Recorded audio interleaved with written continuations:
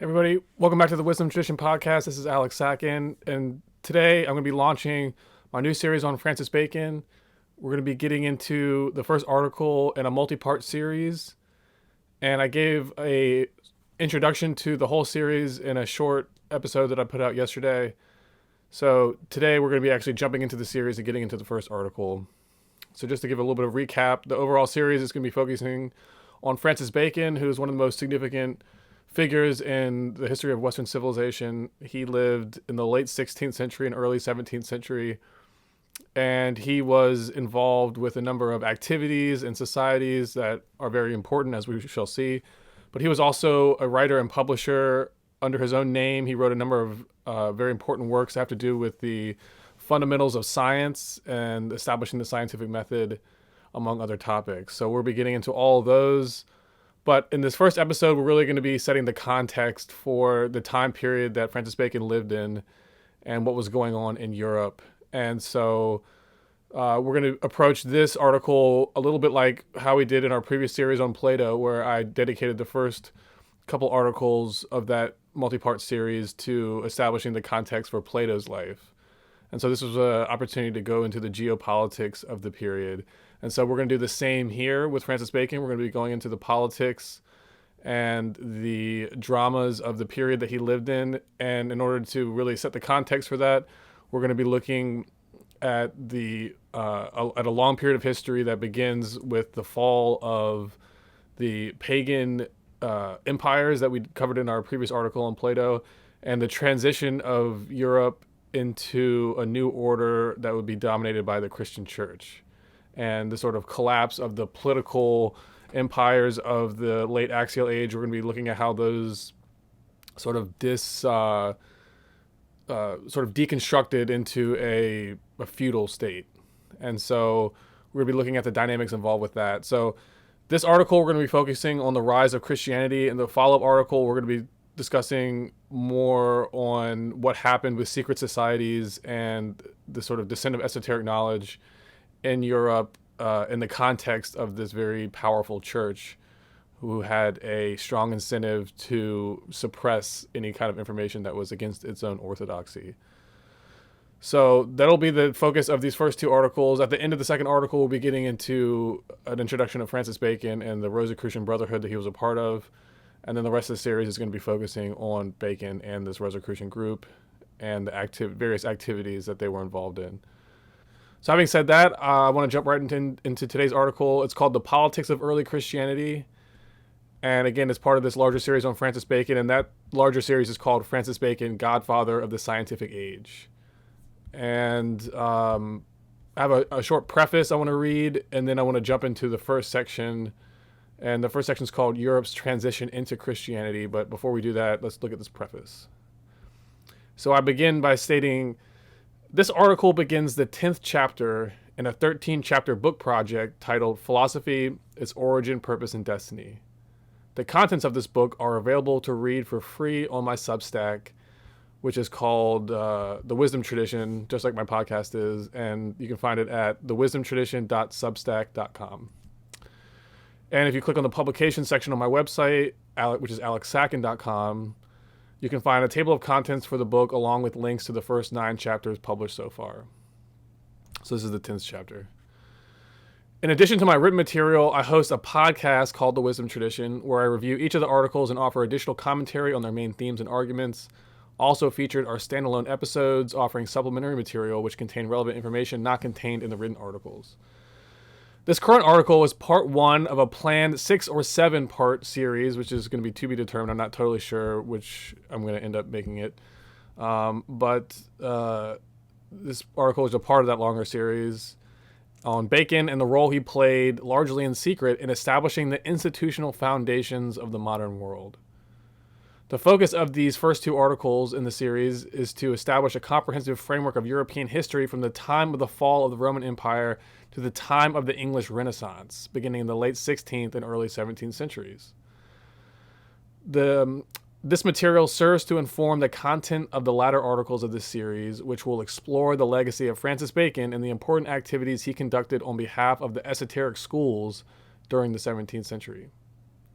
In this article, we focus on Europe's transition out of the Roman Empire and into the age of Christianity. In the follow-up article, which will be part 2 of this series, we will progress the story, tracking how schools of esoteric philosophy perpetuated themselves in secret under the nose of the church, which fiercely opposed them. Ultimately, these schools are responsible for the gradual transformation of Europe out of the Dark Ages and into the Age of Science. After this, stay tuned for the rest of the series. The various articles comprising it will be published sequentially and all go together to form the complete chapter. So we will now begin this article by picking up where we left off in our previous chapter on Plato, with the end of the Axial Age and the transformation of the oligarch-run pagan world order into a new paradigm, one characterized by competing feudal states ruled over by a new European hegemon, or imperial power, which was the Roman Catholic Church. So that ends the preface, and let's jump right into the first article, which is called Europe's Transition into Christianity. In our previous 6-part article series on Plato, we covered the rise and fall of the pre-Christian, i.e. pagan, civilizations. In that chapter, we began our analysis with the River Valley civilizations of around 4000 BC, before moving down to investigate the events of the Axial Age, which extended from roughly 600 BC to 600 AD. At the end of this age, during the 6th century AD, Roman Emperor Justinian formally outlawed and forbade the existence of pagan religious practices, thereby crowning Christianity as the official religion of the West, a position it still upholds today. By this point, the greatness of Europe's old religious institutions, the mysteries, had already fallen to a low point. In fact, they were almost extinct, as the hierophants and adepts of the old mysteries, quote, found few who were qualified to carry on the secret teachings, and many of the masters died without a successor. That's from Manly Hall. Meanwhile, an insatiable appetite for the accumulation of wealth and power captured the imagination of the leadership classes of European and Mesopotamian civilization, with empires dominated by war-profiteering oligarchs emerging to take control over the major civilization zones of the West. In our previous series on Plato, we discussed the political and economic developments of the Axial Age in great detail. One of the factors we noted as being of crucial importance to the widespread emergence of oligarchy and empire during this period involved a transformation in the economic and financial affairs of society. During this period, all across Eurasia, money shifted from a credit-based system run by the state to a precious metals-based coinage system run by private interests. This financial elite became the foundation of a powerful oligarchical class who would conspire to take control of the state and its people in order to consolidate its rulership over the masses. The money interests that took over Axial Age civilizations like Greece and Rome were ones captivated by imperial ambitions. Their bread and butter was usury, which is debt-based financing, and war, with their money and power being derived from their connections to war-making, slavery, and wealth extraction. Though the problems of oligarchy, empire, debt, and materiality became widespread in Eurasia throughout this period, Rome became their epicenter, the civilization most captured by these shadow elements. As the Roman oligarchy wrested control of the state from the monarchs, they turned it into a perpetual war, slavery, and debt machine. As this took place, a widespread mood of materiality, secularity, greed, and selfishness swept through the collective psyche of the empire, and civilization began breaking down as a consequence. In his article, If Christ is Risen, Manly Hall discusses the materialism of Rome in depth. He notes that, quote, from the beginning, Rome was concerned essentially with conquest, barter, and exchange. In the course of its empire, it would spread these materialistic values across Europe.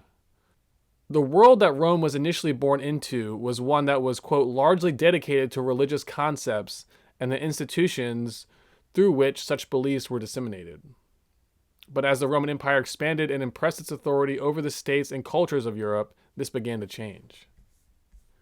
Gradually, through conquest and colonialism, Rome spread its materialist mindset by infecting the cultures of its various vassal states with it. It impressed upon the institutions of its colonies a value system that prioritized the glory of Rome over the glory of God. Hall explains that, quote, to the Roman mind, man lived while he lived, and in this living, His duty was to build the world and advance the political courses and fortunes of nations. In the worldview Rome mandated, the Caesars were personifications of gods, and the expansion of the empire under their leadership was the real purpose for human existence. Men lived to glorify the Roman way of life. To labor for Rome was good citizenship. To pay the taxes was the law. And to die for Rome was the highest valor. Overall, Rome's policy wasn't to overturn the local religions of its conquered vassals. Rather, it was to corrupt them and infect them with its doctrine of secular materialism. Quote, men could worship as they pleased so long as their faiths did not impel them to question the ideology of the state.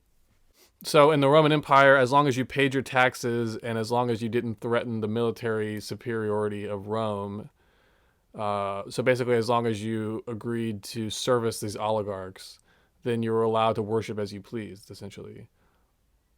So as long as your religious practice didn't turn into political ambitions, Rome was tolerant of other religions, essentially. So they weren't expanding in order to engage in holy wars and impress their religion upon others. Rome really existed as a financial machine, and it was run by this oligarchical class. So this situation formed the immediate geopolitical context in which the new religion of Christianity would initially emerge. Although Rome sought to impress its materialistic, secular, and wealth-driven values upon the face of Europe and Mesopotamia, it was never completely successful at stomping out the religious and philosophical leadership of its vassal states. These spiritual leaders inspired rebellions against the empire. On the periphery of the Roman Empire arose a continuous stream of rebellions against the extractive Roman oligarchy and the vapid culture of materialism they were implementing. In Mesopotamia, quote, the Jewish mystics were in open rebellion against the cult of emperor worship. Meanwhile, in Britain and France, the Druids were driven underground, but their influence was not entirely destroyed. The spiritual leaders of these groups and others realized that, again quoting Manly Hall, there was only one way of breaking the power of Rome, and that was by assailing its weakest part, its inability to satisfy the inevitable instinct of man to require a concept of life after death.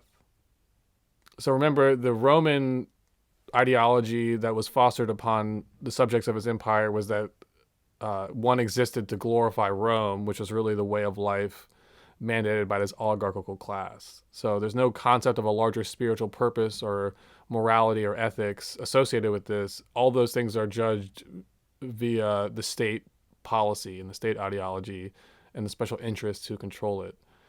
And so it's like the height of a materialistic, like shallow view of life. And so there's something in the human soul that will reject this kind of false religion, essentially.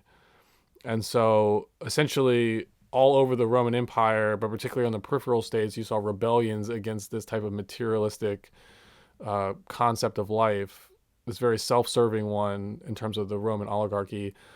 And so there were constant rebellions, and these rebellions were really inspired by spiritual leaders who refused to go along with this materialistic way of life. So the empire persisted upon a shallow and materialistic culture of empire, one that was oriented around the worship of a false idol, the emperor. Christianity spread as a social movement and counter-reaction to the situation. Quote, around the concept of eternal life, a concept that became embodied in this principle of Christ, the forces rallied that were to finally overthrow the proudest city ever built by mankind. Christianity emerges as a project of the leaders of various disenfranchised Mesopotamian and European mystery schools. So we see rebellion taking place all over the empire, and so these rebellions, which are among different culture groups and different religious leaders, in time, the ideas of these various groups and leaders, they come together and consolidate and form Christianity essentially as a hybrid of their various beliefs and ideas. And so this new entity, this new created entity, Christianity, the intent of it, the political intent is to have this come and spread as a social movement within the empire, the boundaries of the empire, so as to overthrow the old order. Because it was, as we'll see, Christianity, the worldview of Christianity and the outward teachings of Christianity are targeted to hit the Roman Empire at its weakest points, and that is in the hearts and minds of the people in terms of the flaws of its ideology. So while Rome had this overwhelming material superiority that could suppress any kind of political movement against it, it couldn't or had no defense against a rebellion that was taking place within the hearts and minds of the people. And Christianity really catalyzed this transformation. And that transformation, once it started taking place, contributed to the erosion of the political control of the Roman elite over its empire. So Christianity contributed to the ultimate demise of the Roman Empire. It wasn't the only factor, but it became a powerful force that catalyzed it. So once again, Christianity emerges as a project of the leaders of various disenfranchised Mesopotamian and European mystery schools, ones whose peoples were being subjugated by the Roman state. The spiritual leaders of these schools synthesized together their symbols and rituals, alongside those of ancient Egypt, Persia, and Asia, in order to found a new hybrid religion, Christianity. This new religion was one custom designed to hit the Roman Empire at its weakest points, thereby facilitating its overthrow. The ambassadors of the Christian message came into the Roman territories and declared that the immortality of Christ was a great and glorious fact. They argued that, quote, if one man, even though he be divinely overshadowed, could come back from the darkness of the grave, could live as a conscious being after his body was dead, and by his own supreme achievement open the gates of everlastingness to all men, then materialism was vanquished. And remember, materialism is like the heart of the Roman ideology that justified its empire. So it's eroding that at the core within the hearts and minds of the people. By implication, man had an obligation to this immortal spiritual principle within themselves, one that superseded their obligation to the Roman state or its emperor. Allegiance could no longer be first to Rome. Rather, it belonged to the invisible universe from which man had come and to which he would again depart. Quote, thus there was a ruler greater than Caesar, a law higher than the Roman law, a reason for existence more noble than fighting and dying to expand the domains of Rome. Under the pressure of this psychology, the Roman Empire crumbled, until finally the emperor himself had to bow before the concept of an eternal God. And that day, when Constantine acknowledged the growing power of Christianity, the proud city of the Caesars became itself the vassal of the heavenly power that rules all things. So that's the end of that section, but I hope we're getting here a concept of how Christianity emerges very much in the context of the fall of the Roman Empire. And that's not a coincidence. So next section is called Christianity as a Social Reformation Project, and we're going to be exploring these ideas more. All right, kicking things off with the second section here. Again, it's called Christianity as a Social Reformation Project. When Christianity emerged onto the scene around the 1st century AD, it did so as a counter-reactionary force, rising to move against the nihilistic, self-defeating mindset of the war-making Roman Empire, which had by that point extended its reach across most of Central and Western Eurasia. Christianity arose as a countermeasure to the violence, decadence, and materialism of not just Rome, but axial age empires in general. It emerged not only as a religion, it also represented a social movement that advocated a relatively simple set of moral and ethical values, ones that deliberately targeted the psychological vulnerabilities of the now decadent pagan empires, such as Rome. In this way, Christianity sought to rebalance society away from the extremes experienced during the reign of the axial age empires. And again, I'm saying the axial age is a period of time in which a certain mode of psychology starts to become expressed across, really across the world. And this mode of psychology is indicative of a motion towards materialism and secularity, but also of individuality, breaking down the old caste systems. And these are all dynamics that we discussed in the series on Plato. And I just want to also note that some of these themes align with old teachings about the Kali Yuga, and that's something that we also discussed in that previous chapter. So, picking back up, Christianity was a project that sought to rebalance society away from the extremes of what was happening with the Roman Empire and other empires like it, that sort of whole mode of civilization. So, again, it emerged as a major factor in a grand project of breaking the cycle of oligarchical imperialism that had come to dominate the past several centuries of Eurasian history. As history shows us, Christianity's project to deconstruct the Roman Empire was a success. Economic historian David Graeber informs us that, quote, the collapse of the ancient empires did not, for the most part, lead to the rise of new ones. Instead, once subversive popular religious movements like Christianity, Buddhism, and later Islam were catapulted into the status of dominant institutions. Slavery declined or disappeared, as did the overall level of violence. For most of the Earth's inhabitants, these developments could only be seen as an extraordinary improvement over the terrors of the Axial Age. One of the key strategies that early Christian rebels emphasized in their effort to stamp out the power of the Roman oligarchs was to take away their main instrument of power, a debt-based, privatized financial system rooted in the use of metal coinage. As we discovered in our previous chapter on Plato, privatized finance rooted in the enforcement of a coin and debt-based economic paradigm, one that the oligarchy controlled in every aspect, powered an insatiable military machine abroad. Domestically, the Roman war economy also had the effect of keeping the population at home in continuous debt, a condition which drove them into a state of perpetual dependency on the state. With the onset of the Christian era, this instrument of power was taken away from the oligarchs. Instead, economic and financial activity was taken out of private control and placed in the hands of the church. As Graeber explains, quote, from the conduct of international trade to the organization of local markets, economic activity came to fall increasingly under the regulation of religious authorities. One result was a widespread movement to control or even forbid predatory lending, i.e. usury. Another was a return across Eurasia to various forms of virtual credit money. As part of their strategy to eliminate the old oligarchy-backed coin-based economic paradigm, the Christian church took the gold and silver that had previously been in circulation as money and parked it instead in their religious buildings and monuments. They replaced it with various credit instruments, which the church and later groups like the Templars maintained control of and oversight of.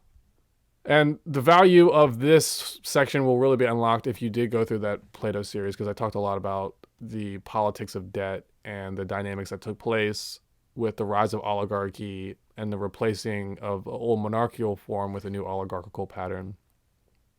So in sum, the lasting political effect of Europe's transition from the pagan age to the Christian era was that it broke the back of the oligarchs who had woven themselves into the fabric of pagan civilization.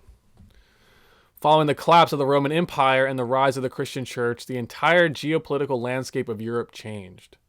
Instead of it being dominated by a few large oligarchical empires, Europe was now politically fragmented and balkanized into various small-scale competing feudal kingdoms and monarchies. But while the political landscape of Western Eurasia became decentralized, its religion and culture became integrated and centralized to a degree never before achieved.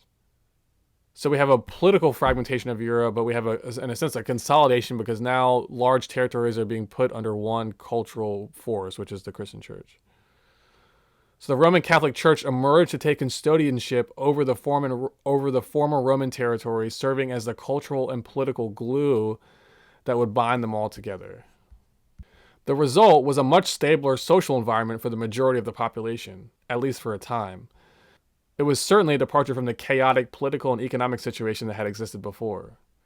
It was largely due to the influence of Christianity that, quote, conquest and acquisition for their own sake were no longer celebrated as the end of all political life. So that's a big difference. Conquest and acquisition were no longer celebrated as the end of all political life. And that was the case, that had become the case in Rome. It had become that materialistic, kind of like our civilization is today. So Christianity comes into that situation and it breaks that pattern. But there was a trade-off to this stability. When Christianity replaced the old order of pagan religious institutions, they also did away with the advanced systems of culture and philosophy that these ancient religious orders protected. The cultural greatness of the great pre-Christian civilizations was derived from the accomplishments of a small philosophic elite. While the initiates of these old civilizations accomplished much, the vast majority suffered in ignorance. With the move to Christianity, the plight of the majority improved, but the high culture created by this elite philosophic class became almost completely destroyed. As a consequence of the deconstruction of the old cultural order, David Graeber notes that, quote, cities shriveled and many were abandoned.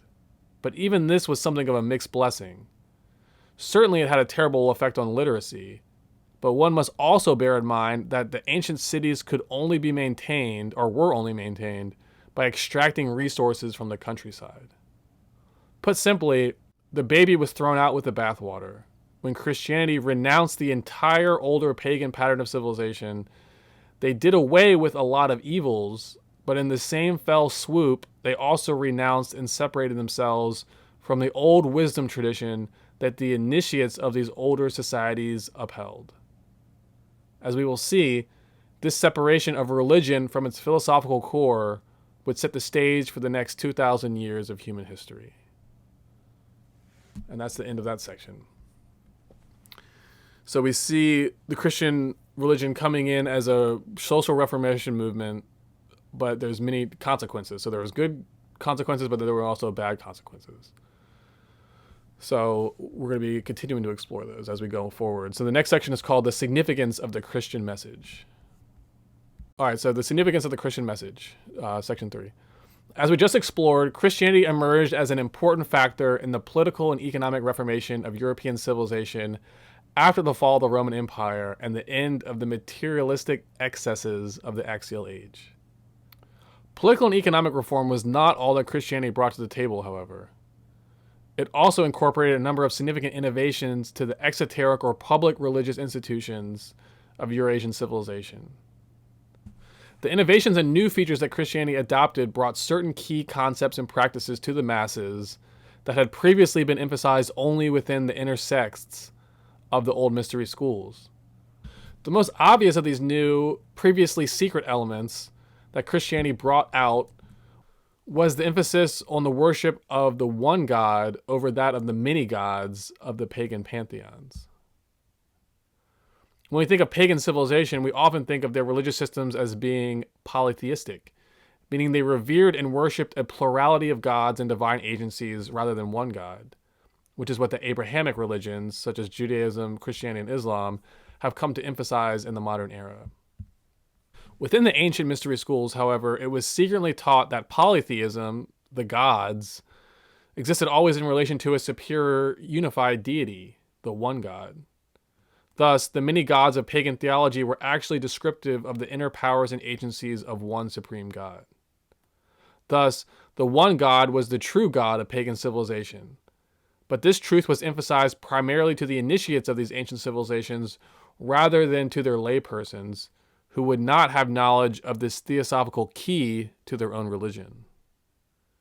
So that's important to know that there's a divide in pagan religion between exoteric and esoteric, so public and sacerdotal or priestly knowledge.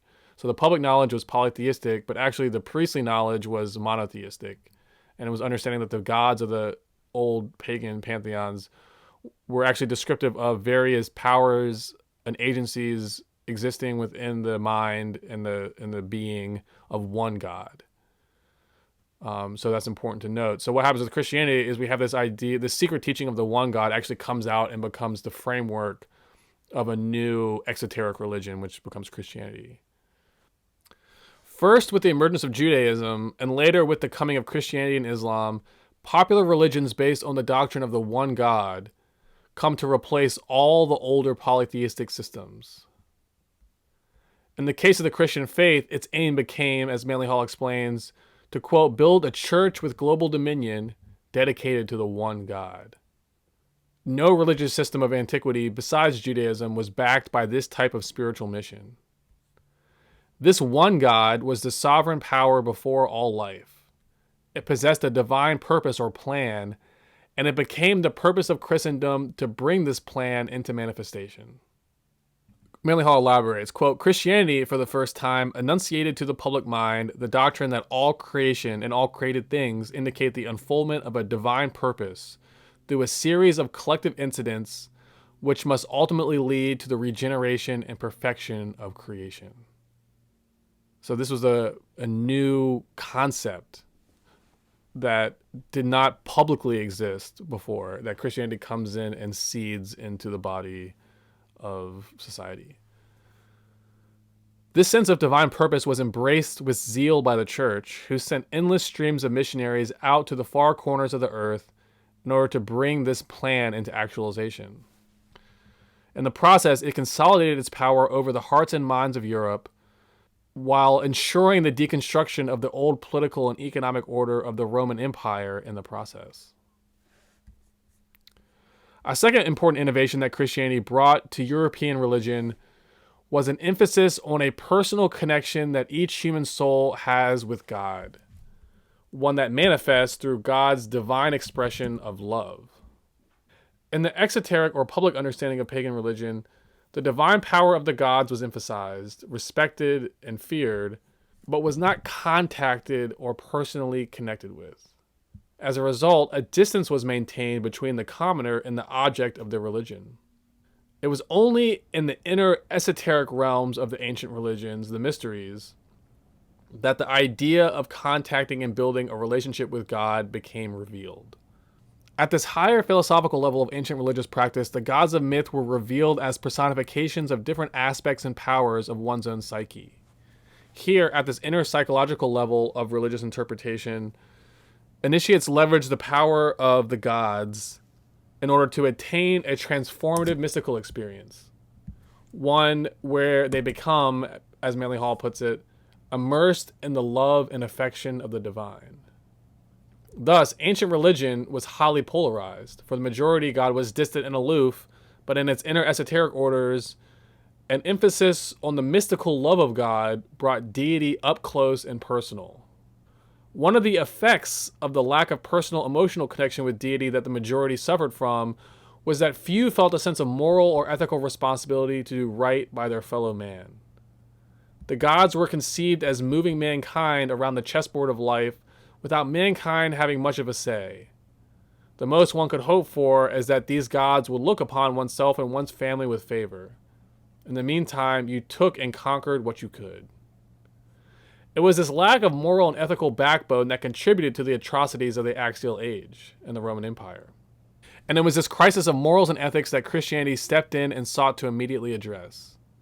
This they did by installing a relatively simple moral and ethical program upon the masses, one that emphasized piety over material aggrandizement, with the reward for good behavior being the eternal experience of God's love in the afterlife.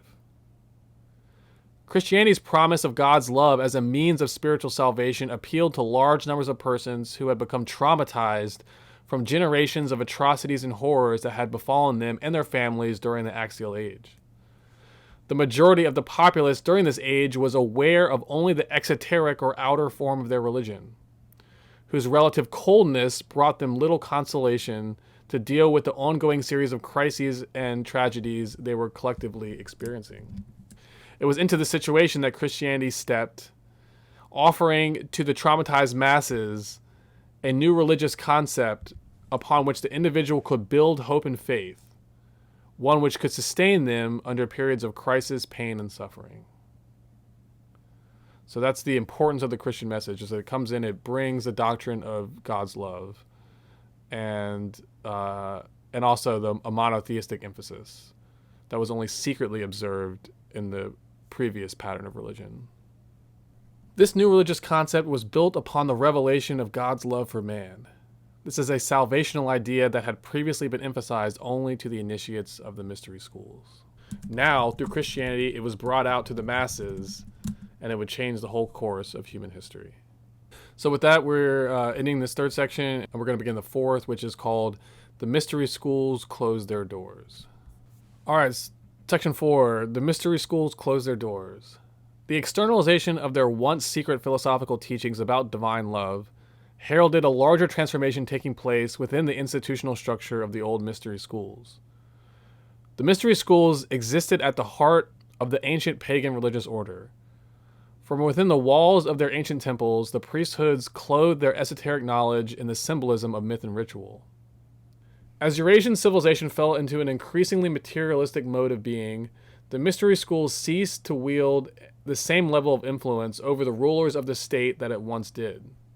Initially, their initiates worked in conjunction with the state monarchs in order to bring enlightened governance to society at large. But as the monarchs fell into corruption and were replaced by oligarchs who were equally corrupt, the wise elders of the mystery schools were no longer consulted. At the same time, as oligarchy replaced monarchy and the collective psyche grew increasingly secular and materialistic in orientation, society at large stopped producing candidates capable of passing the demanding initiation rites of the mystery schools. As a result, many of the ancient masters died without passing their wisdom on to a successor. The sages behind the ancient mystery schools foresaw the coming end of the age and made preparations to migrate their prized esoteric teachings over into a new institutional vehicle, philosophy. The first philosophical schools, emerging at the beginning of the Axial Age, existed alongside the ancient mysteries. So this happens around 600 BC. The initial cohort of teachers who originated these schools were initiates of the mystery schools. This is a story I've tracked over the course of the various chapters of this book, including this is true of Plato, it's true of Pythagoras, it's true of Gautama Buddha, and all the rest. These initiates were sent out from these mystery schools as part of a deliberate project to seed the fundamentals of the esoteric worldview into the outer body of society. This was accomplished by establishing schools of philosophical instruction open to the public. The first philosophic schools that emerged during the beginning of the Axial Age concealed the fact that a higher level of esoteric mystical doctrines were taught to the most advanced students of these schools. This was a model they had brought over from the mysteries. After the fall of pagan civilization and the collapse of the old religious orders, this situation changed. There was a widespread movement within these philosophical schools to reform and restructure their body of teachings so that now the existence of an inner mystical doctrine would be transparently revealed.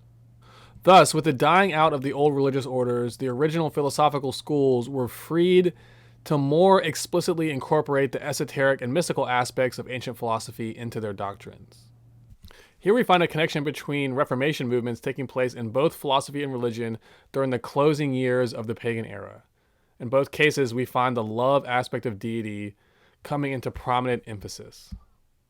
In the case of the movement of European civilization toward Christianity, the promise of an experience of God's love in the afterlife becomes the basis of a grand socio-economic reform project, one that sought to replace the materialistic values of the previous age with spiritual ones. At the same time, the incorporation of this doctrine of love into the philosophical schools of antiquity also led to transformative changes, ones that involved a newfound emphasis upon mysticism. In terms of mysticism, Manly Hall explains that, quote, love is a catalyzing agent for the ego's self-release. That which cannot be bridged by consciousness is bridged by complete self-forgetfulness in the service of that which the mystics call the beloved.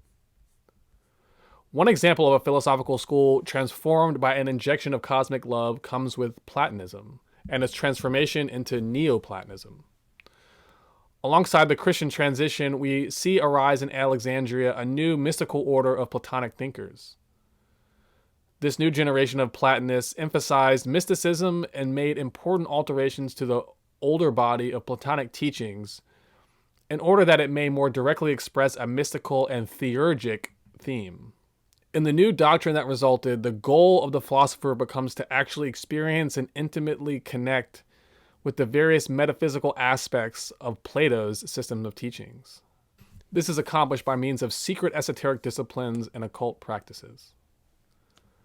Another example of this shift comes with Buddhism.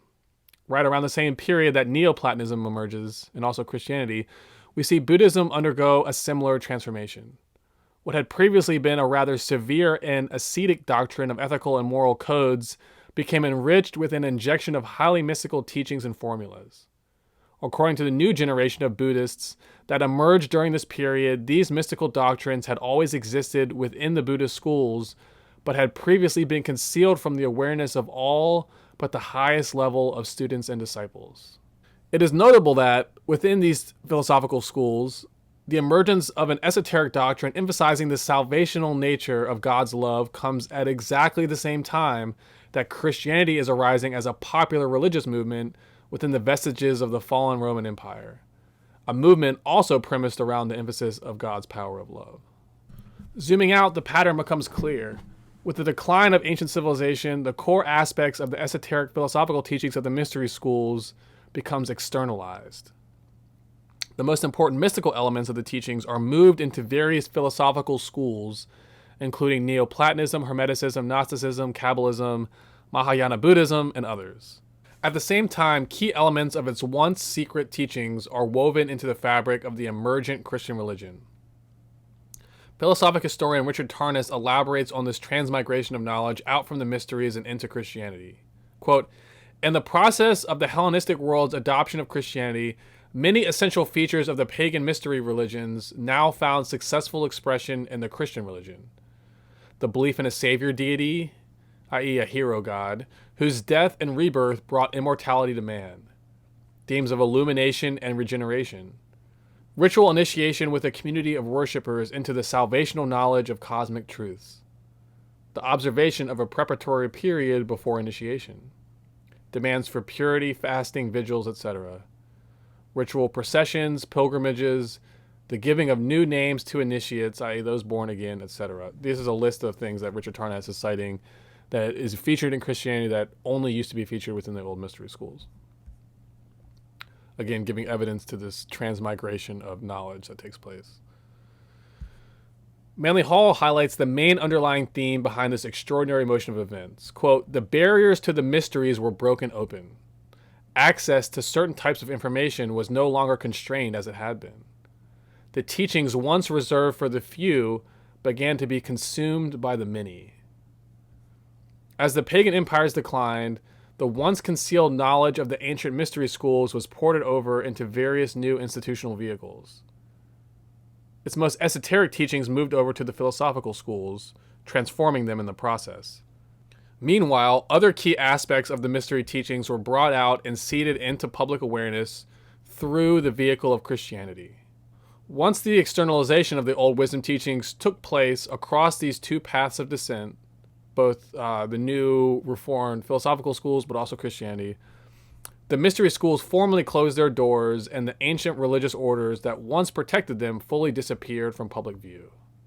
A new age had officially begun." And that's the end of that section.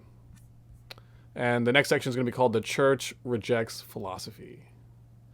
And so we'll be getting into that in a second. All right, next section, which is section 5. The Church Rejects Philosophy. As we explored above, when Christianity emerges, it does so as the centerpiece of two overlapping yet distinct projects. On one hand, Christianity emerges as part of a political, economic, and socio-cultural reform project targeted at maneuvering European and Mesopotamian civilization away from the materialistic extremes of the axial age. As part of this project, Christianity was highly motivated to distance itself from all aspects of the previous political order it was seeking to replace, including not only its religious foundations, but also its economic, cultural, and political institutions. On the other hand, Christianity also emerged as a deliberate project of the ancient mystery schools to bring previously concealed aspects of their doctrine out into public view. Certain of their key philosophical teachings were embedded in the very fabric of the Christian faith. Here they would be carried on into the new age that was to come.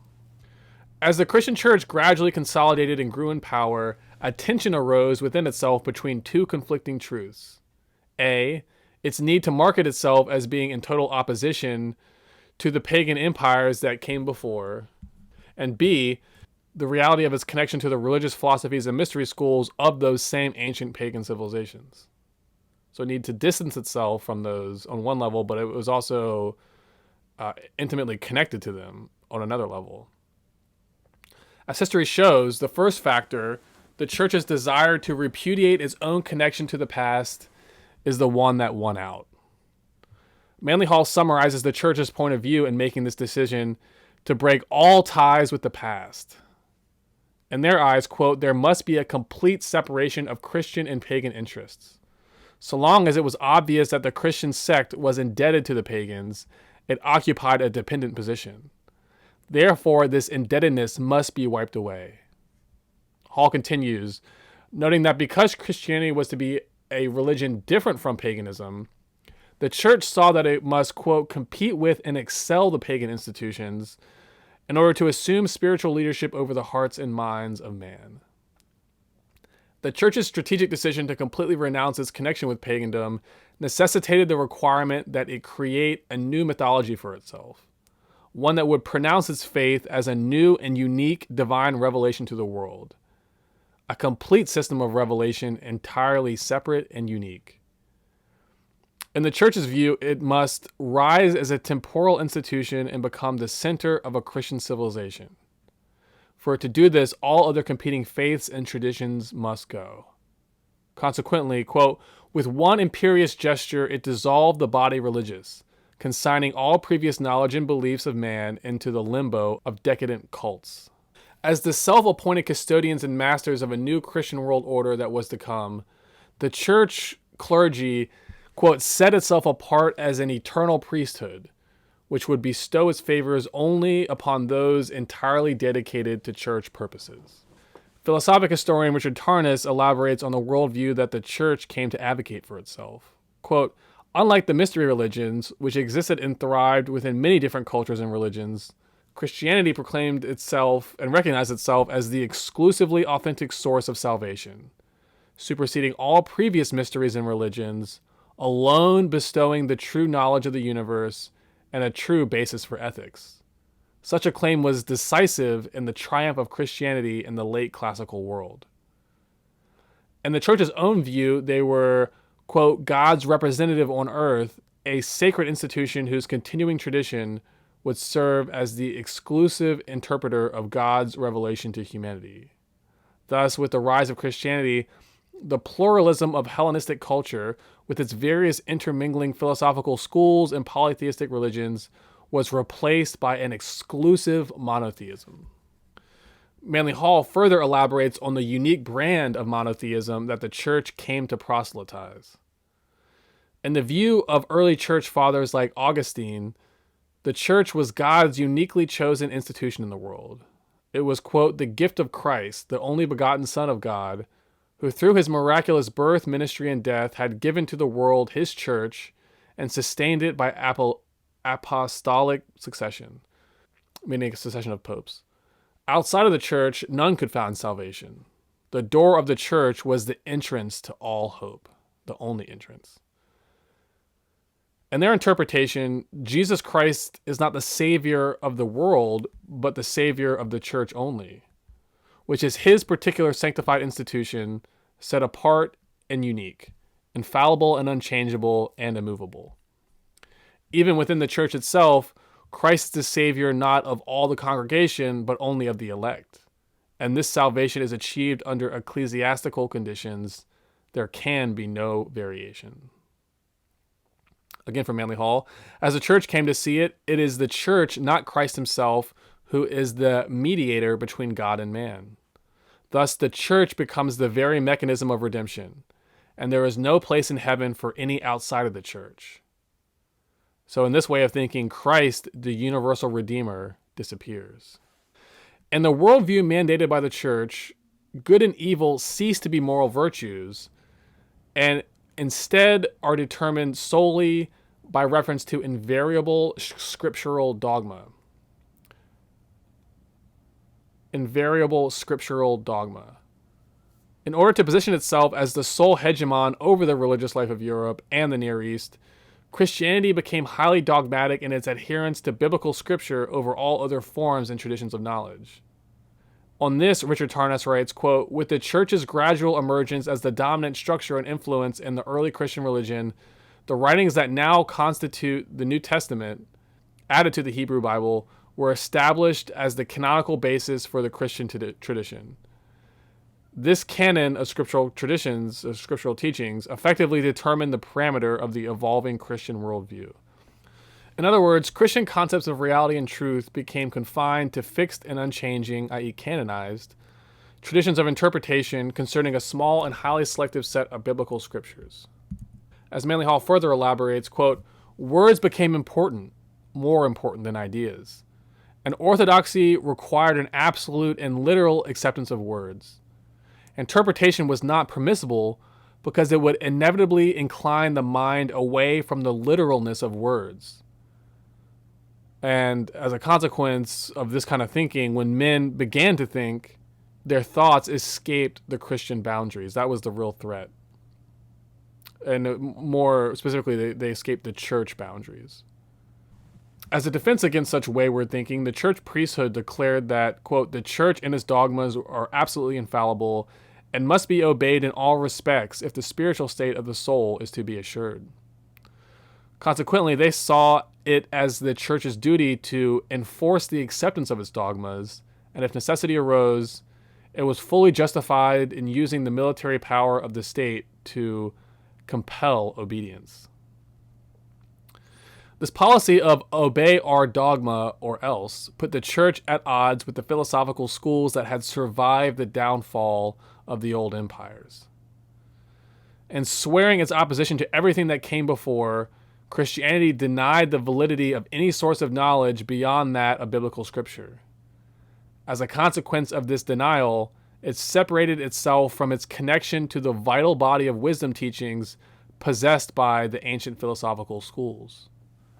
In its zeal for world domination, the church attacked not only all rival ancient religious orders, but also the philosophical schools that they were connected to.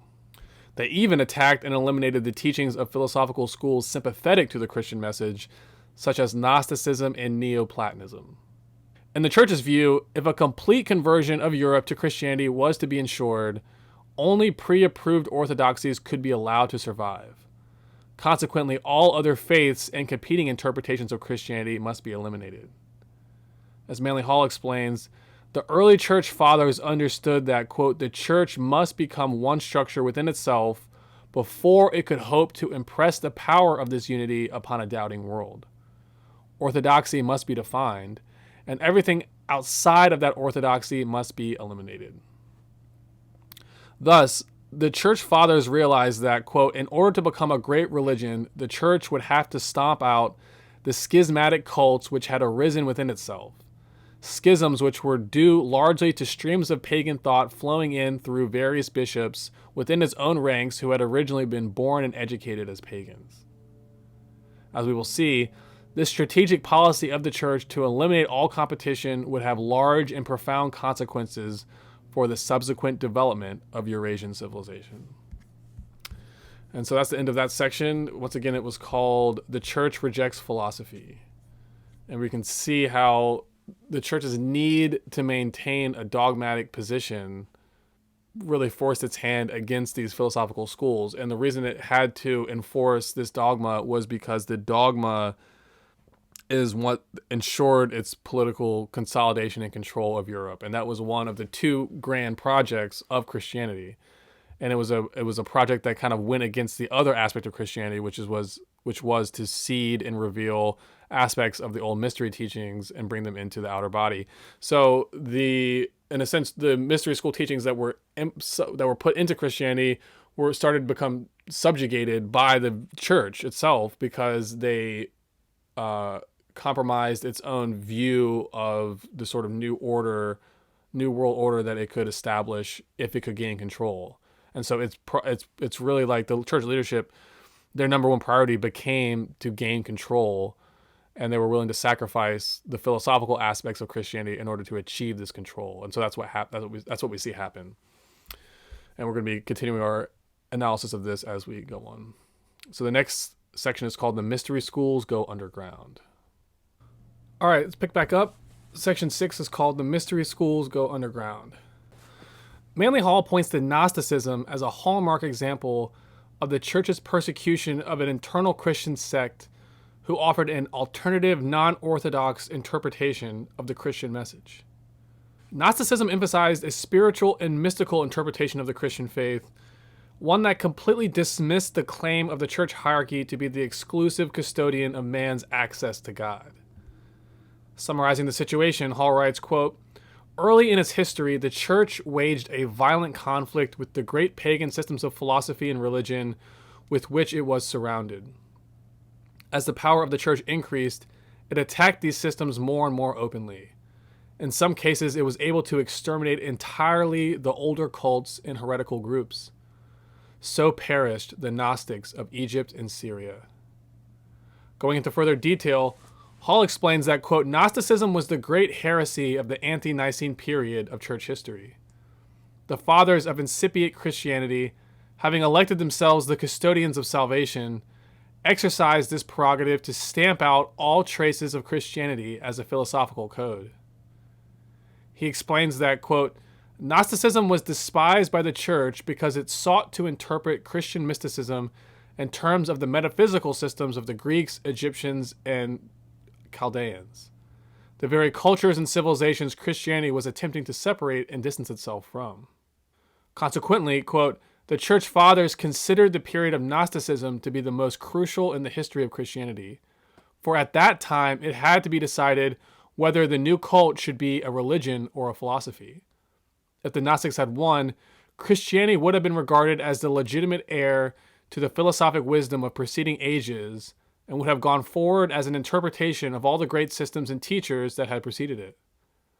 When the church succeeded in dominating the situation, however, it was decreed that the new revelation should become a faith and retain its isolated infallibility so that its hand was against every unbeliever. What happened to the Gnostics was indicative of a larger pattern, one where the church consistently persecuted and destroyed any heterodox sect who emerged to teach a more philosophical or mystical interpretation of the Christian message. As a consequence of the persecution they faced at the hands of the church, the philosophical schools and mystical orders of Europe and Mesopotamia were forced to move underground, perpetuating themselves through secret societies and front organizations of various forms and types. Manly Hall summarizes the overall pattern. Quote, "Once Christianity had rejected paganism, it refused to recognize the esoteric orders of the pre-Christian world. It regarded them as detrimental to its own prestige and sought relentlessly to exterminate them. This was impossible, but the church refused to accept and to teach a universal religion or a universal philosophy. In truth, the spiritual mysteries of life belong to no one faith, race, or school, but in order to advance itself as the supreme custodian of salvation, ecclesiasticism had to reject the mystery system. In so doing, it did not destroy that system, but forfeited its place as an instrument for the fulfillment of the great plan. Consequently, this antagonistic attitude by the church toward philosophy marked not only the end of the pagan era and the rise of dogmatic theology over philosophical reason, but also a transformation in the institution of the mystery schools, from being open to the public to being not only closed, but eradicated from public consciousness. So that is how the mystery schools went underground. So they were always secret, including in the older forms. Their teachings were always secret, but their existence was known. But then after the Christian church, any indications of the existence of an esoteric order becomes eradicated. And the only option that's given to people is the church. And so that finishes that section. That was a short one called The Mystery Schools Go Underground, but we're going to be here looking at a case study in the next section. It's called The Heresy of Manes. After the Gnostics, another sect of pagan philosophers turned Christian mystics emerged under the leadership of a figure named Manes during the 3rd century AD. The order founded by this Persian-born mystic would grow considerably in size and influence. Inevitably, the church perceived it as a serious threat to its hegemony over Western Eurasia. As Manly Hall describes it, Manes' approach was to combine Christian theology and Asiatic mysticism. In many respects, it paralleled Neoplatonism. Gradually, Manichaeism became the champion of the lost cause of pagan metaphysics and became a general depository of classical learning. The followers of Manes called themselves the Sons of the Widow. They were the posthumous children of the ancient pagan world. Their temples had been destroyed, their mysteries profaned, their rituals perverted, and their symbols misinterpreted. But still they endured, dedicated to the restoration of the golden age when wisdom would be revived. So the sect of Manes emerged in a sense as an attempt to synthesize Christianity with the older pagan philosophical teachings. But after Justinian, one of the last emperors of the now Christianized Roman Empire, decreed the abolishment of all non-Christian sects, the Manichaeans were forced to secrecy by the pressure of both church and state. As a consequence of this powerful mobilization of forces against them, the Manichaeans and others like them were forced to take the sacred philosophical teachings and rituals they preserved underground. As Manly Hall states, secrecy became their watchword. And this was out of necessity. Here we find esoteric philosophy going sub rosa, and a tradition of secret societies subversive to the aims of the church coming into formation. Again, it's not subversive to the aims of Christianity, but their teachings are based on an alternate interpretation of Christianity. And any alternative interpretation of Christianity that undermined the church's claim for political sort of hegemony over Europe was deemed as heretical and was persecuted by the church. Hall elaborates, quote, "Thus came into existence a secret empire of men bound together by an oath. From the time of Manes to the present day, the church has wrestled with an organized structure of heresy. It has attempted again and again to destroy this hidden empire, but although it has cut off branch after branch and cast it into the fire, the tree lives and sends out new green shoots from its hidden root." In his article, The Meistersingers of Nuremberg, Manly Hall offers further insight into what the Manichaeans believed and how they operated. Hall informs us that, quote, "Gradually the Manichaeans drew to themselves a powerful group of intellectuals who refused to accept theology's effort to dominate the functions of the human mind. In order to survive, the Manichaeans outwardly accepted Orthodox Christian symbolism and used it to conceal their own doctrines. Making use of symbols drawn from Christian theology, these mystics declared that Christ symbolized spiritual leadership that comes from within, while the church represented material leadership imposed from without. Thus, in their thinking, Christ and the church opposed one another, a view that caused consternation from the clergy." Going further into the differences between the aims of Christ and those of the church, Hall notes that, quote, "The religion of Christ is love, which has its seat in the heart. The religion of the church is law, which had its seat in the church hierarchy. The church attempted to force conformity upon its members, and against this conformity, the secret societies worked their stratagems. As the followers of Manes saw it, the religion of Christ was the religion of love freely given without limit or boundary. Those who practiced the brotherhood of man lived virtuous lives and kept certain simple rites and sacraments were the members of one invisible body, the body of Christ." This invisible body, which Manly Hall calls the secret empire of the good, was the spiritual part of human civilization.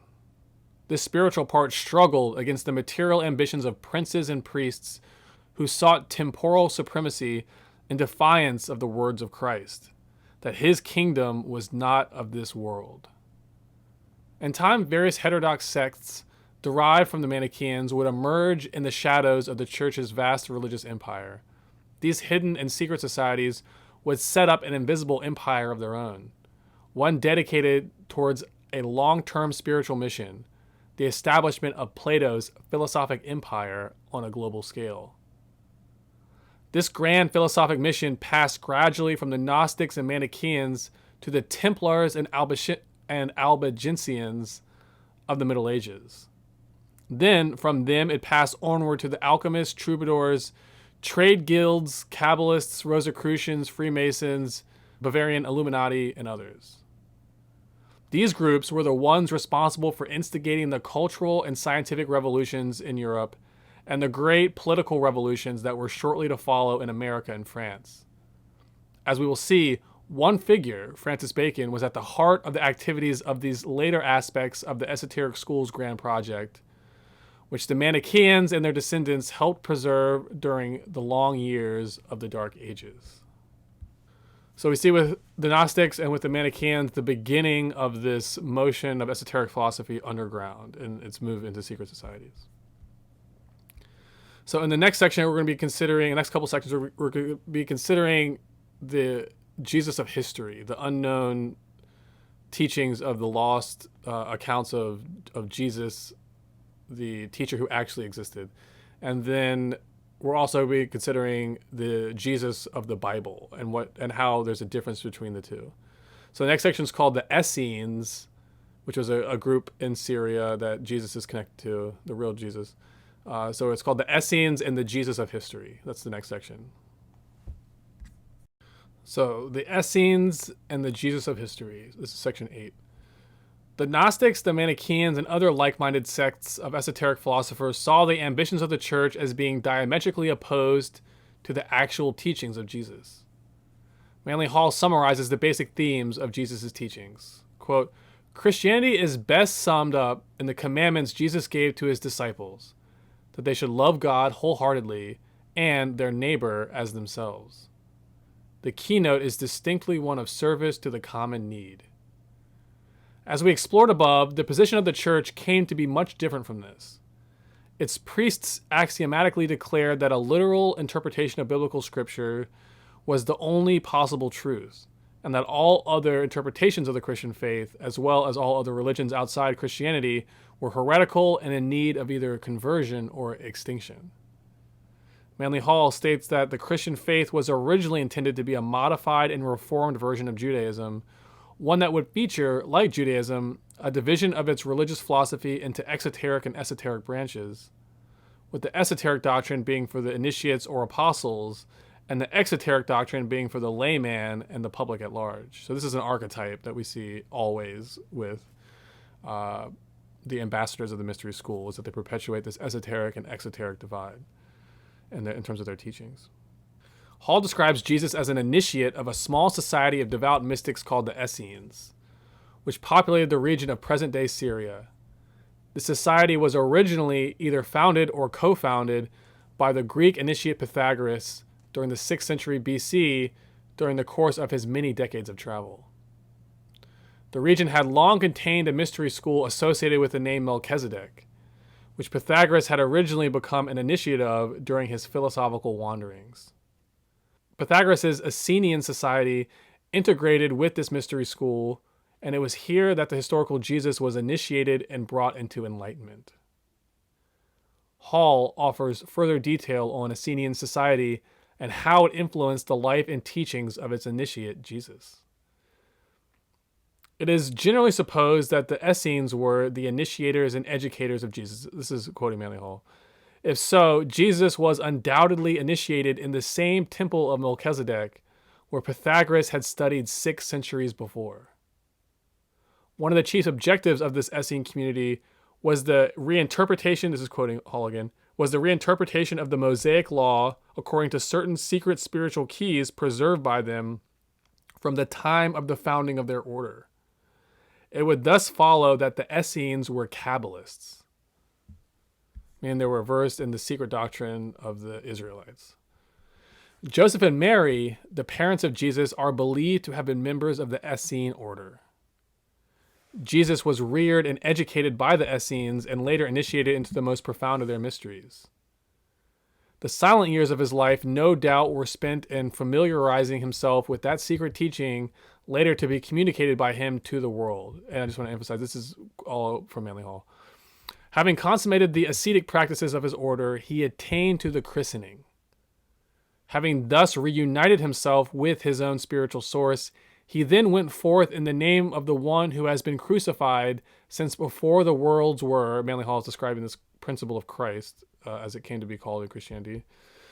And gathering about him his disciples and apostles, he instructed them in that secret teaching which had been lost, in part at least, from the doctrines of Israel.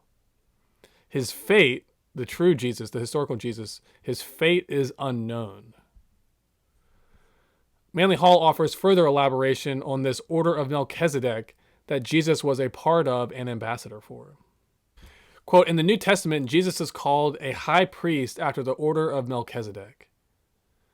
The words after the order make Jesus one of a line or order of which there must have been others of equal or even superior dignity. If the Melchizedeks were the divine or priestly rulers of the nations of the earth before the inauguration of the system of temporal rulers, then the statements attributed to St. Paul would indicate that Jesus either was one of these philosophic elect or was attempting to reestablish their system of government. Hall also points out that Jesus, as an adept initiate of the ancient mysteries, was a man twice born, meaning he was someone who had been enlightened and awakened to the light of God within. Quoting Manly Hall now, according to the old records, Jesus was an Essene adept versed in the mysteries of the Egyptians and of the secret societies of Syria and Lebanon. Like his fellow initiates within these orders, he was an awakened son of God. By implication, other awakened souls besides Jesus also existed. Thus, Jesus was not the only Son of God, as the church claimed him to be. The fathers of the early church knew this and recognized it without a problem. As Hall explains, quote, the fathers of the early church recognized a difference between Jesus and Christ. Jesus was the Nazarene adept, while the Christos is the spirit of universal truth. Thus, to be christened means to be illumined or to have opened the inward faculties of realization. Jesus the Christened, or Jesus the Christ, is therefore a title that means Jesus the Enlightened, or the one upon whom the Spirit of truth has descended. Hall states that there is a perfect parallel in the story of Buddha. The young prince of India was named Gautama Siddhartha. Under the Bodhi tree, he received the illumination.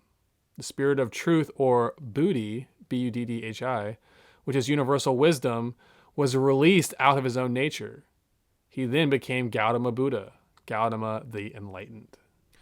According to Manly P. Hall, the death and resurrection of Jesus should be understood in this light, meaning it should be understood as descriptive of the death-rebirth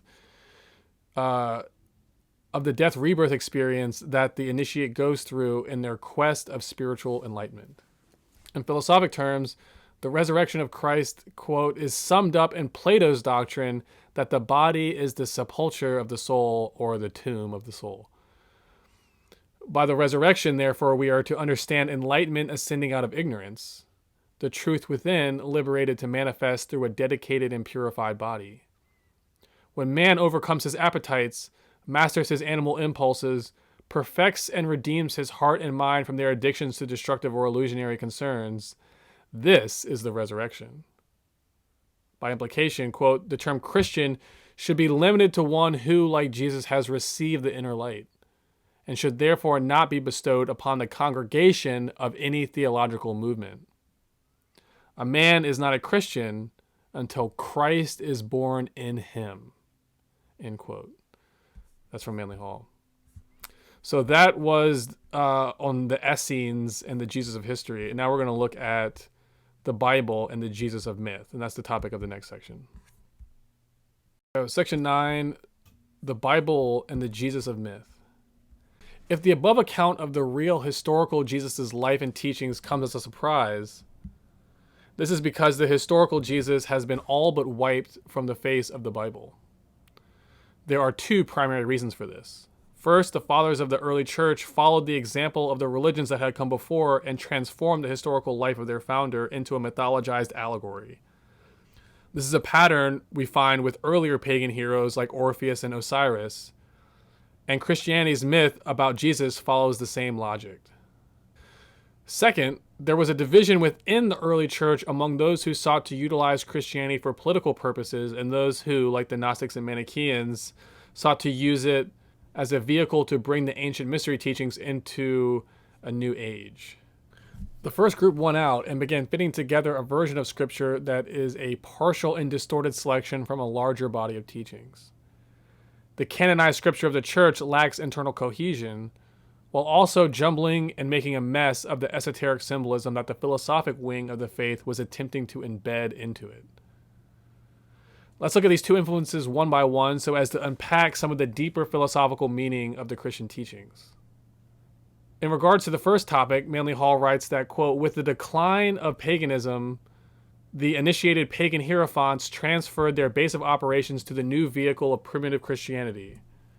adopting the symbols of the new cult to conceal those eternal verities which are the priceless possession of the wise. One of their efforts was to convert Jesus into a hero god, resembling those celebrated in the old mystery school initiation rites, such as Orpheus and Osiris. As Manly Hall writes, quote, "The story of Jesus as now preserved is part of the initiatory ritualism belonging to the early Christian and pagan mysteries." This explains why, when undertaking a critical analysis of biblical symbolism, it is revealed that elements from the heroes celebrated in various ancient mystery school traditions, such as Bacchus, quote, have been woven into the story of Jesus. The Eleusinian, Sabian, and Mithraic mysteries are also evident, especially in the Apocalypse of St. John. Further, the Christian doctrine was certainly influenced by the Essenes, Nazarenes, and therapeutic sects, now believed to have been of Grecian origin. The early fathers of the church, in their interpretations of Christian mysticism, also drew heavily upon Gnostic lore of Syrian and Egyptian origin, and from the opinions of the Alexandrian schools, such as the Neoplatonists. Thus, the Jesus of the Bible is a composite of pagan deities such as Apollo, Osiris, Orpheus, Mithras, and Bacchus. The archetypal hero god revered in the secret rituals of the ancient mystery schools was grounded in an esoteric interpretation of the earth's relationship to the sun. Mythologized hero gods such as Orpheus, Osiris, and Jesus are symbolic representations of the solar principle, the transcendent divine power which the physical orb of the sun personifies within the collective body of nature. Here we come to understand that Christ actually represents, quote, the solar power reverenced by every nation of antiquity.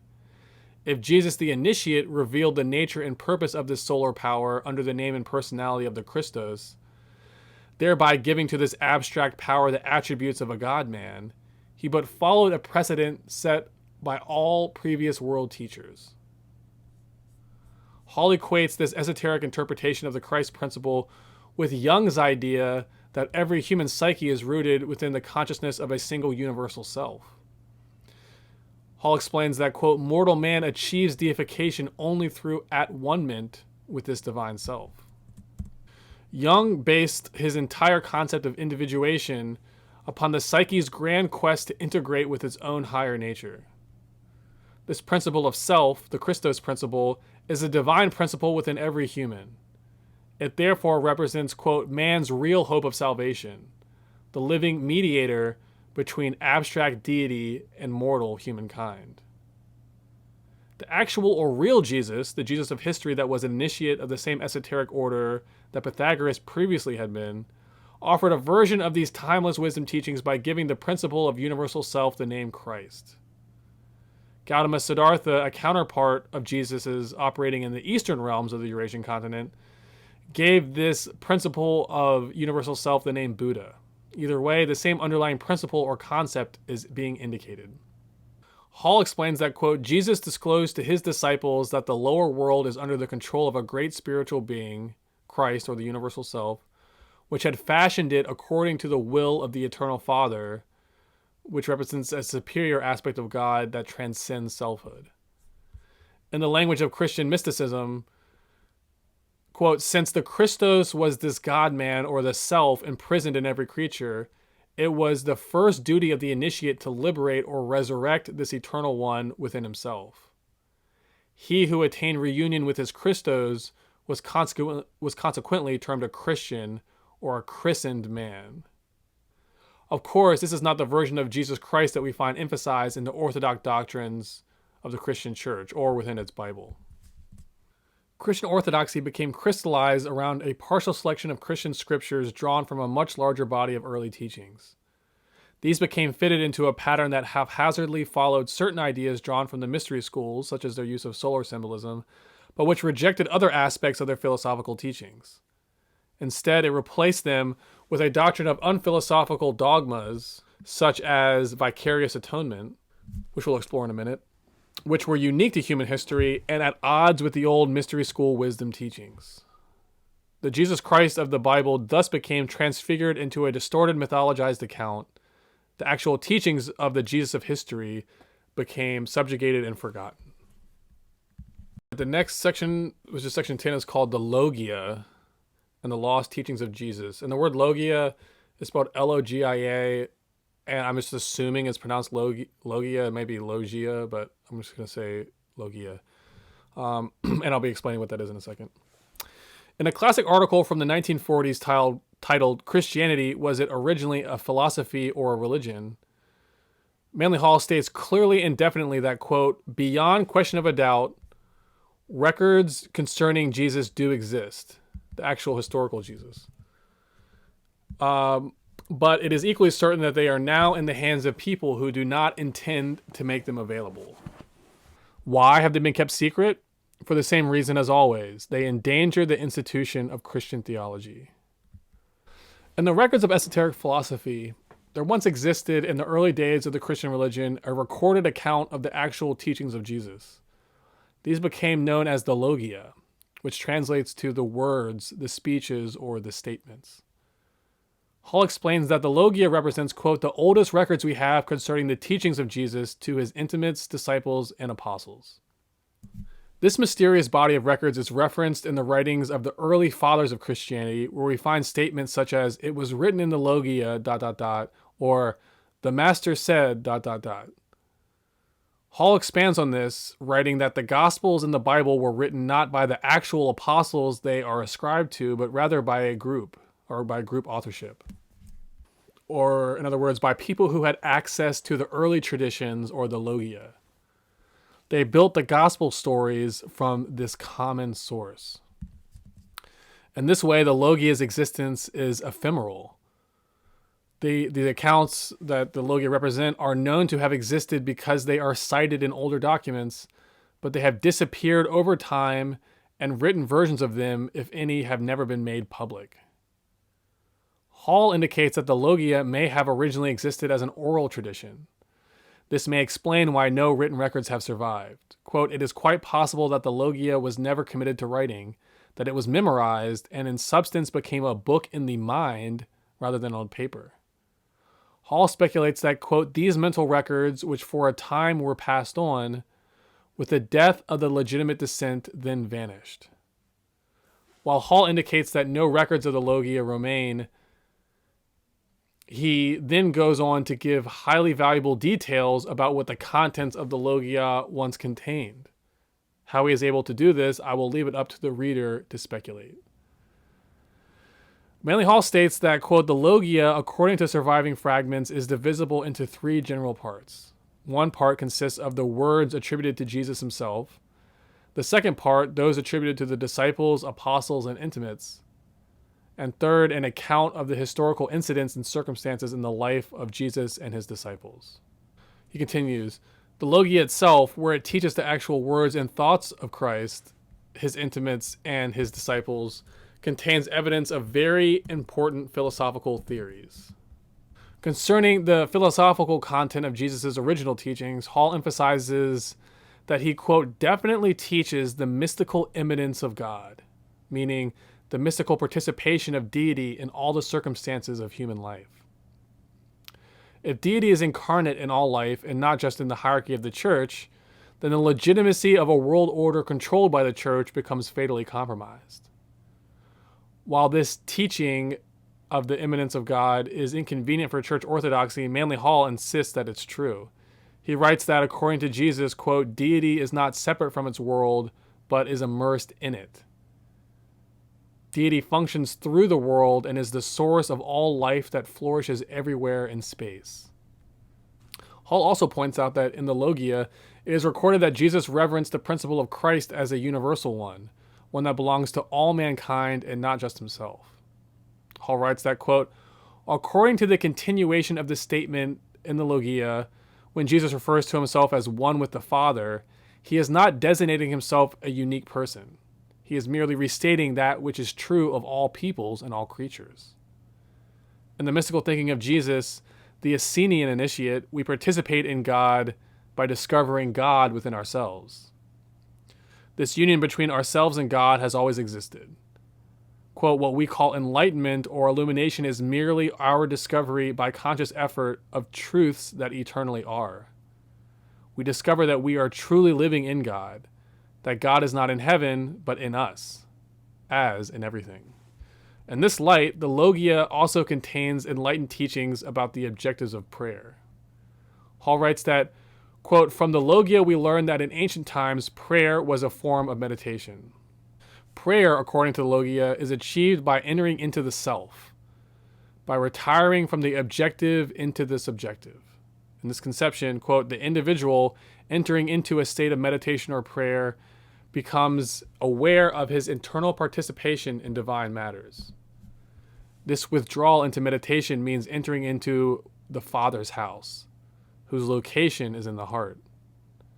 In sum, in the Logia, the trend is toward individual communion with truth and away from formalized dogma. It ultimately advocates against the power of temporal religious institutions and instead emphasizes an individual religious life. As we have seen, this is a doctrine of teachings that is anathema to the political ambitions of a rising church." And so it should be no surprise why these original teachings have been obfuscated, because they go against the political ambitions of the church. So that's actually the title of the next section. Number 11 is called The Political Ambitions of the Church. All right, next section, The Political Ambitions of the Church, section 11. A major part of the Christian church's success in rapidly taking control of European civilization was that it was able to proselytize a custom-formulated theology specially designed to amass widespread popular support among the dependent masses living within the territories of the failing Roman Empire, which was locked in a gradual but inevitable process of deconstruction. In his book, Passion of the Western Mind, Richard Tarnas writes at length about the church's indebtedness to the social institutions previously erected and spread by the Roman Empire, which had come before and laid the foundations for the world order that the church would later inherit and reorganize. Tarnas writes that, quote, "A universal Christian religion of world proportions was made feasible by the prior existence of the Alexandrian and Roman empires, without which the lands and peoples surrounding the Mediterranean would still have been divided into an enormous multiplicity of separate ethnic cultures with widely diverging linguistic, political, and cosmological predispositions. Thus, the character and aspirations of the new religion were decisively molded by its Greco-Roman context." Writing on how the church emerged as a product of its influences, Tarnas notes that, quote, "The established cultural patterns and structures of both the Roman state and the Judaic religion, including their psychological, organizational, and doctrinal attributes, were particularly suited to the development of a strong and self-conscious institutional entity capable of guiding the faithful and enduring through time, this entity being, of course, the Roman Catholic Church. In the case of its Judaic influence, Tarnas notes that the older Jewish tradition encouraged the church to embrace, quote, "a powerful central hierarchy, a complex judicial structure governing ethics and spirituality, the binding spiritual authority of priests and bishops, the demand for obedience from church members and its effective enforcement, formalized rituals and institutionalized sacraments, a strenuous defense against any divergence from authorized dogma, a centrifugal and military expansiveness aimed at converting and civilizing the barbarians," and so forth. Tarnas also points out the impact that Roman influences had on the church. These include legislative battles, power politics, imperial edicts, military enforcement, and eventually assertions of divinely infallible authority by the new Roman sovereign, the Pope. Like the emperors of Rome, the Pope in the church hierarchy he oversaw wielded absolute authority, which, quote, "was declared to be God-ordained and unquestionable. He was the living representative of God's authority on earth, a ruler and judge whose decisions regarding sin, heresy, excommunication, and other vital religious matters were considered binding in heaven." So we see a clear correspondence between the emperor, who was sort of deified in the falling eras of the Roman Empire, and then that basically deification of the emperor becomes transferred into the deification of the Pope. And sort of the Roman Catholic Church becomes the replacement for the Roman Empire that this central figure kind of oversees.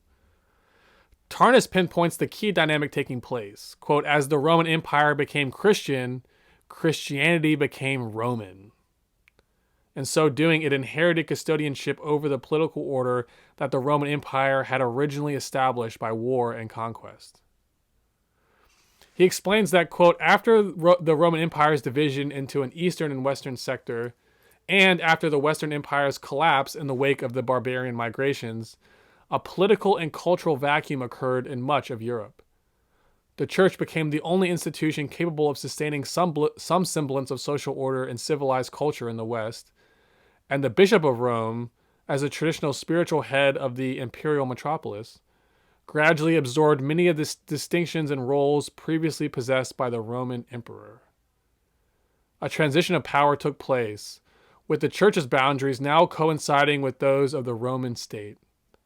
The church then became allied with the state in maintaining public order and ruling the activities and beliefs of its citizenry. Again, quoting Tarnas, quote, the church took over a variety of governmental functions and became the sole patron of knowledge and the arts. Its clergy became the West's sole literate class, and the Pope became the supreme sacred authority who could anoint or excommunicate emperors and kings. In short, the church, intoxicated by power, developed an ideal self-image as that of a spiritual Pax Romana, reigning over the world under the guidance of a wise and beneficent priestly hierarchy. In this way, the fluid and communal forms of the primitive church gave way to the definitively hierarchical institution of the Roman Catholic Church. The orthodox or exoteric Christian doctrine, the one presented to the public and institutionalized within their everyday social life, was one that imposed a rigid social hierarchy over a vulnerable populace by appealing to certain psychological sensitivities that had developed within the collective psyche, ones that had developed as a result of the centuries of mass atrocities that took place over the course of the rise and fall of axial age empires. The Christian faith gained wide appeal and a rapid and loyal following because it offered the public certain salvational promises that had never been offered to it before. Unlike the ancient mystery schools, the asking price the church was offering for access to this salvation was comparatively low. As Manly Hall explains, quote, the integrity of the individual was the keystone of pagan idealistic philosophy. The unfoldment of the triune nature of man, spiritual, mental, and physical, was based on the foundations of personal integrity. But whereas the pagan mysteries declared that the superior worlds were attainable only by men and women of outstanding intellect and lives consecrated to individual regeneration, the leaders of the Christian church offered heaven with its eternal bliss to anyone who would confess his sins and affirm the divinity of Jesus Christ, and of the Roman Catholic Church, the Christ's, or what they interpreted to be Christ's chosen institution here on earth. Hall decries the situation that has resulted, writing, these unnatural attitudes of theologians toward life have resulted in the establishment of an unnatural faith, wherein the lofty principles of the ancient philosophers have been distorted out of all semblance to their true import. And so that's the basic lesson here. The political ambitions of the church tempted them towards a certain viewing of Christianity that served their own interests. And as a result, all other competing views of Christianity and its philosophical meaning were subjugated. And so in this way, Rome inherited the contours of the Roman Empire. Or I should say the church inherited the contours of the Roman Empire. So that's the basic dynamic we're looking at here. And then the last section is called Vicarious Atonement and the Psychology of Debt. Okay, the last section of this article is on the doctrine of vicarious atonement, which is one of the sort of non-philosophical elements that became incorporated into the church interpretation of Christianity.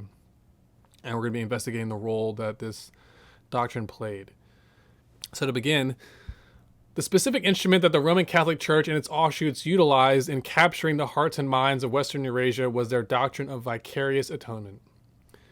In its effort to capture the spiritual hopes of the Roman Empire's former subjects, tributes, and slaves, the Christian Church introduced what Manly Hall calls the most indefensible and at the same time the most vicious of all superstitions, namely the doctrine of vicarious atonement, the redemption of a sinful world by the supreme sacrifice of one man.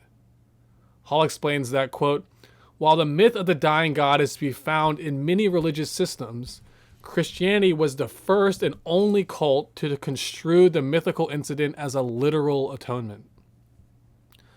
The church adopted a distorted account of the old death-resurrection myth of the mysteries. In their new version of the myth, Christ becomes, so to speak, a scapegoat, the sacrifice offered up so that the people might go free. Quote, according to the church, the passion of Christ as sacrifice abolished the old order of approach to divinity and supplanted it with a brand new modus operandi of salvation. Heaven, earth, and hell were all dislodged from their time-honored foundation lines, and the sins of all creation were wiped out by the blood of the Lamb. Historian Joseph P. Farrell highlights how the church's interpretation of Christ's sacrifice fits into certain themes about money and debt, ones which, after the rise and fall of the capitalist empires of the previous age, were certainly at the forefront of the public mind. Farrell writes that, according to the church's teachings, quote, mankind by sinning created an infinite debt to an infinite God who was angered by this debt and consequently condemned man to infinite and eternal punishment as a kind of spiritual interest on this debt. So remember, the politics of debt are at the forefront of the collapse of these pagan civilizations, as we explored in our previous chapter. So this doctrine of vicarious atonement comes in and sort of stimulates this idea of debt, the resentments about debt and the fear of debt. And he offers Christ as a type of figure that wipes away the debt. So mankind, a finite creature, could never pay off the principal in this debt. And hence God, the Son, had to become a man who owed the debt and be cruelly tortured and executed in order to pay off the principal of the debt. Thus, to believers of the church, Christ came to represent a type of debt jubilee or debt cancellation for the soul. To a population that had just come off being financially indebted to the usurious oligarchs of Rome, this was a highly attractive message. In the church's telling of this tale, Jesus Christ only paid your debt if you swore fealty to its papal hierarchy and the dogmas it mandated. Everyone else was left to suffer the consequences of God's wrath. The desired effect of this doctrine was to ensure, in the eyes of the public, that the church would be accepted as God's unique institution in the world, the sole gatekeeper between eternal damnation, implying staying in debt, or the salvation of one's soul, which would be corresponding with the idea of canceling one's debt. As a consequence of this doctrine of vicarious atonement, all that was required of the sinner was, quote, a mere admission of the universal import of Christ's incarnation and death. This became the sole prerequisite of spiritual redemption. In practice, this salvation required joining the church. This meant admitting the infallibility of the church hierarchy and pleading absolute fealty to its dictates. The psychological desire to outsource one's own salvation to an authority figure was a deep-rooted one that the church hierarchy leveraged in its quest for temporal domination of Eurasia.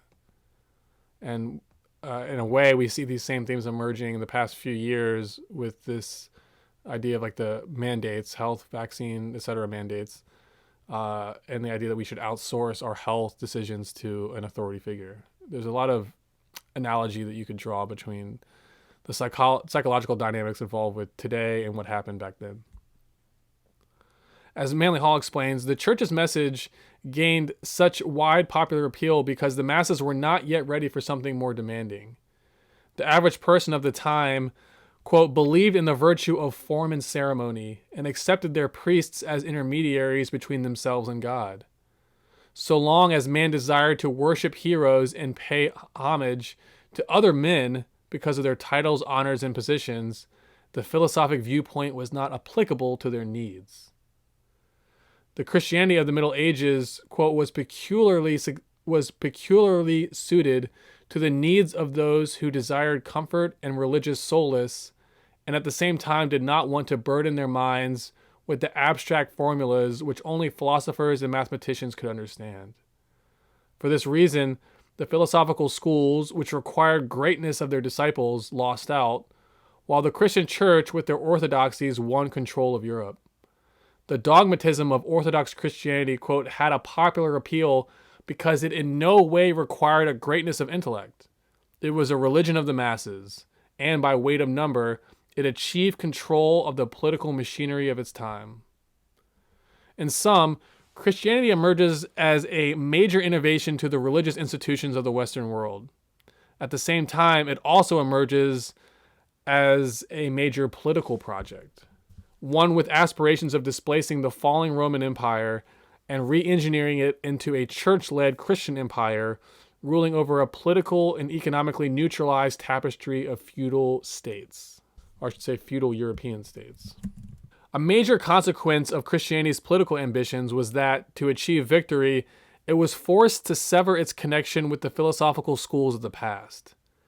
These became a mortal threat to its hegemony, since the church was able to justify its absolute rulership over the medieval Europe, or over the medieval world, only by insisting upon a highly dogmatic and self-serving interpretation of Christian scripture. Any thinking outside of the boundaries of its own pre-approved orthodoxy was a threat to its continued reign. This made the philosophical schools of the era its mortal enemy. The church could only ensure its survival by suppressing and stamping out all competing claims to truth. This dynamic sets up the next 2,000 or so years of political intrigue, as these philosophical schools refused to die out. Instead, they moved underground, working through a machinery of secret orders, fraternal societies, guild networks, and front organizations. Slowly but steadily, these secret societies worked toward the reformation of European civilization out from the Dark Ages and toward the ideal of an enlightened philosophic democracy, the philosophic empire of Plato.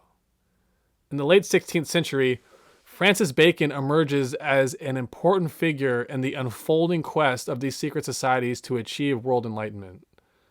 In the next episode in this series, Part 2, we will introduce this important luminary and the secret society that he would become the spiritual and intellectual master over, the Rosicrucian Brotherhood. So as part of that introduction, we'll be continuing our move in history over through the Middle Ages. We're going to be looking at the Templars and the Albigensian order of southern France. And we're going to be considering the pattern of guilds and the role that they played in the Middle Ages. And then over the course of that discussion, we'll be setting the stage to, at the end of that article, introduce the Rosicrucian Brotherhood and their emergence over the face of Europe as part of a coordinated effort of these secret societies to launch an organized, not only an assault on the church, but a plan for a new age beyond dogma, beyond at least religious dogma. So those are things that we'll be discussing in that next article and over the course of this series. So I hope you'll stay tuned. Once again, this is Alex Sakin. Please see my website for more information, www.alexsakin.com. And thanks for tuning in, and I'll see you next time.